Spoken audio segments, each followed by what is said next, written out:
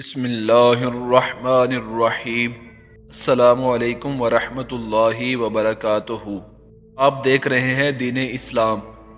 Video شروع کرنے سے پہلے ہماری یہ گزارش ہے کہ اگر آپ نے ہمارا چینل ابھی تک سبسکرائب نہیں کیا تو برائے کرم ہمارے چینل کو سبسکرائب کر لیں اور بیل آئیکن کو دبا دیں تاکہ ہر آنے والی ویڈیو کا نوٹیفیکیشن آپ تک پہنچ جائے۔ جزاک اللہ خیرہ۔ مکہ معظمہ میں اسلام کا پہلا تعلیمی اور تبلیغی مرکز کوہ صفا کے دامن میں واقع دار ارقم تھا۔ اسی میں حضور نبی اکرم صلی اللہ علیہ وآلہ وسلم اپنے ساتھیوں کو اسلام کی تعلیمات سے روشناس فرماتے۔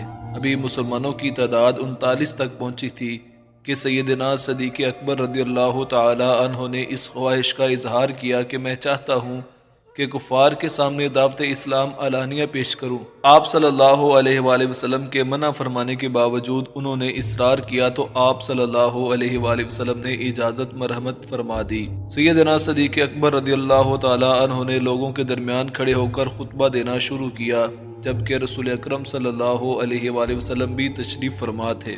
بس آپ ہی وہ پہلے خطیب تھے جنہوں نے سب سے پہلے اللہ تعالیٰ اور اس کے رسول صلی اللہ علیہ وآلہ وسلم کی طرف سے لوگوں کو بلایا۔ اسی بنا پر آپ کو اسلام کا خطیب اول کہا جاتا ہے۔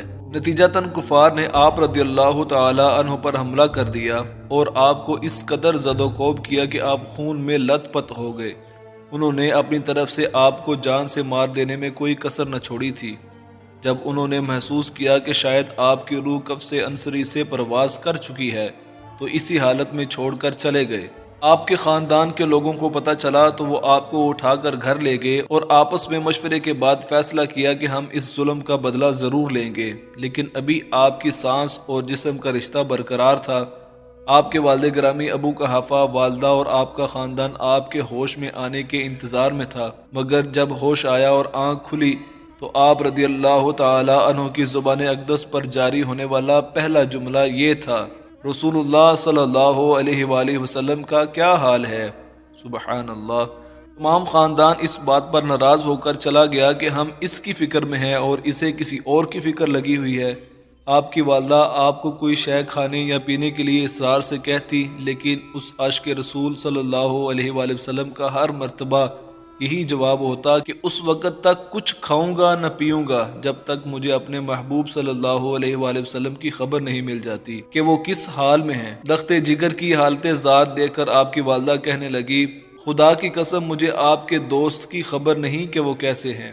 آپ رضی اللہ تعالی عنہ نے والدہ سے کہا کہ حضرت جمیل رضی اللہ تعالی عنہا بنت خطاب سے حضور صلی اللہ علیہ وآلہ وسلم کے بارے میں پوچھ کر آئیں۔ آپ کی والدہ جمیل رضی اللہ تعالی عنہ کے پاس گئیں اور ابو بکر کا ماجرا بیان کیا۔ چونکہ انہیں ابھی اپنا اسلام خفیہ رکھنے کا حکم تھا، اس لیے انہوں نے کہا کہ میں ابو بکر اور ان کے دوست محمد بن عبداللہ کو نہیں جانتی۔ ہاں، اگر آپ چاہتی ہیں تو میں آپ کے ساتھ آپ کے بیٹے کے پاس چلتی ہوں۔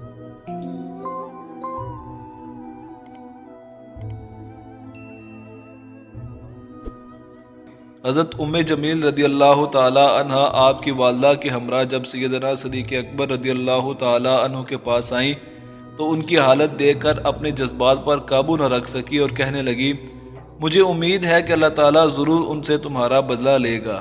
آپ نے فرمایا، ان باتوں کو چھوڑو، مجھے صرف یہ بتاؤ رسول اللہ صلی اللہ علیہ وآلہ وسلم کا کیا حال ہے۔ انہوں نے اشارہ کیا کہ آپ کی والدہ سن رہی ہیں۔ آپ نے فرمایا، فکر نہ کرو بلکہ بیان کرو۔